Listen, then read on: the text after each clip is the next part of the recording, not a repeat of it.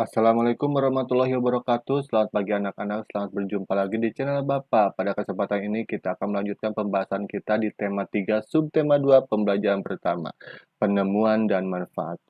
Oke, sebelum belajar seperti biasa kita harus berdoa terlebih dahulu ya, agar kalian sehat selalu dan tetap semangat dalam belajar. Tujuan pembelajaran kita yang pertama yaitu dengan membaca kalian mampu menyebutkan informasi penting dari teks eksplanasi yang dibaca tentang manfaat penemuan televisi dengan tepat. Setelah membaca, kalian mampu menulis informasi penting dari teks eksplanasi yang dibaca tentang manfaat penemuan televisi dalam bentuk peta pikiran dengan sistematis. Dengan berdiskusi, kalian mampu mengidentifikasikan perubahan sosial budaya dalam kehidupan masyarakat dalam rangka modernisasi bangsa Indonesia bidang iptek dan pendidikan dengan teliti. Dan yang terakhir adalah setelah membaca dan berdiskusi, kalian mampu mempresentasikan perubahan sosial budaya dalam kehidupan masyarakat dalam rangka modernisasi bangsa Indonesia bidang iptek dan pendidikan dengan mandiri. Oke, langsung saja ke pembahasan. Pada subtema 2 ini yaitu kita akan mempelajari penemuan dan manfaatnya. Perkembangan kehidupan masyarakat tentunya banyak dipengaruhi oleh beragam penemuan, seperti penemuan televisi yang kemudian mampu mengubah peradaban dunia. Ayo kita membaca. Di sini ada sebuah teks yang berjudul Si Kotak Ajaib. John Logie Baird lahir di Skotlandia 13 Agustus 1888. Ia adalah penemu yang pada kesempatan itu untuk pertama kalinya menunjukkan bahwa gambar hidup dapat ditransmisikan melalui pesawat yang sekarang dikenal sebagai televisi.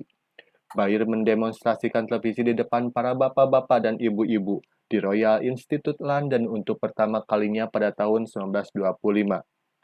Seiring dengan perkembangan teknologi, lalu televisi kemudian terus berkembang hingga menjadi semakin canggih seperti saat ini.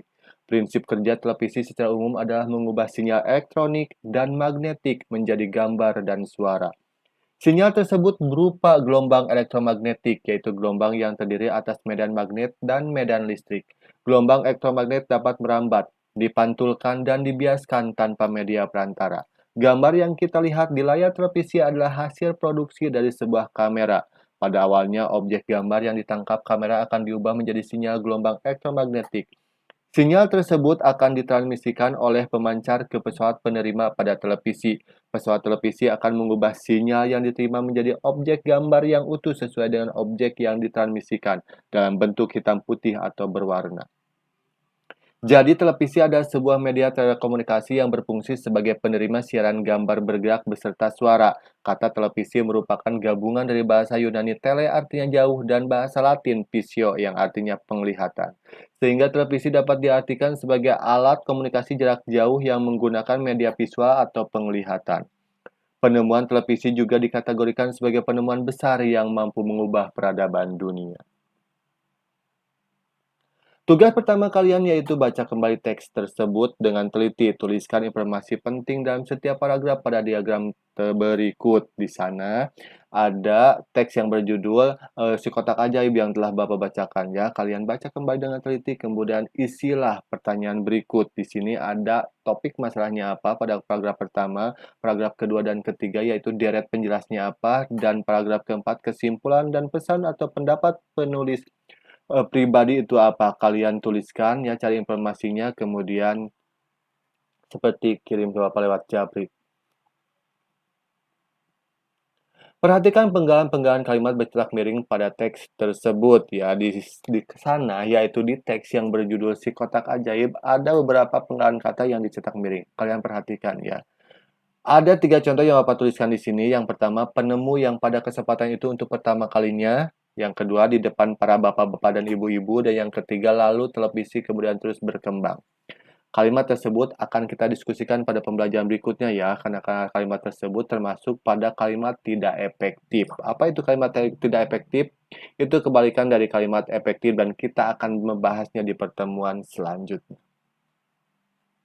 Televisi adalah salah satu penemuan yang sangat penting. Ayo kita bahas lebih lanjut tentang pengaruh televisi terhadap kehidupan masyarakat Indonesia. Seiring dengan perkembangan teknologi saat ini terdapat banyak stasiun televisi yang menayangkan berbagai acara setiap harinya, bahkan hampir selama 24 jam penuh. Jenis acara yang ditayangkan sangat beragam, seperti berita, film anak-anak, maupun film dewasa, talk show, sinetron, dan acara hiburan lainnya. Bagaimana kalian menyikapi hal tersebut dan bagaimana dampak positif dan dampak negatif televisi terhadap kehidupan masyarakat? Ayo kita bahas. Di sini ada sebuah diagram tentang pengaruh positif dan pengaruh negatif dari berbagai macam informasi dari televisi ya. Beragam informasi dari televisi ini diantaranya film, berita, sinetron, dan talk show. Ada dua ranah yang Bapak akan bahas, yaitu pendidikan dan ilmu pengetahuan. Kita bahas satu-satu ya. Pengaruh positif dan negatif pada dunia pendidikan. Pengaruh positifnya yaitu sebagai sarana informasi dapat mengetahui berita terbaru dan memperluas wawasan pelajar. Pengaruh negatif televisi terhadap pendidikan diantaranya mengurangi waktu belajar, banyak tontonan yang tidak cocok untuk pelajar, dan membuat malas. Sekarang yaitu untuk ilmu pengetahuan. Pengaruh positifnya yaitu memberikan informasi terkait wawasan umum, mengetahui perkembangan ilmu pengetahuan, sedangkan pengaruh negatifnya yaitu ilmu pengetahuan yang muncul di televisi terkadang dimanfaatkan seseorang untuk merugikan orang lain. Dan terkadang ilmu pengetahuan yang muncul di televisi belum diuji kebenarannya. Itulah manfaat positif atau pengaruh positif dan negatif dari televisi ya terhadap dunia pendidikan dan ilmu pengetahuan. Renungkan sikapmu selama ini terhadap keberadaan televisi di rumah. Tuliskan rencana ke depan untuk memiliki sikap lebih bertanggung jawab dalam penggunaan pesawat televisi di rumah, sehingga akan memberikan manfaat positif bagi kehidupanmu. Seperti halnya televisi yang menggunakan sumber energi listrik, lampu-lampu di rumah kalian juga menggunakan energi listrik. Sekarang kamu akan kembali menemukan cara membuat rangkaian paralel. Lampu sederhana menggunakan energi baterai. Apa itu rangkaian paralel?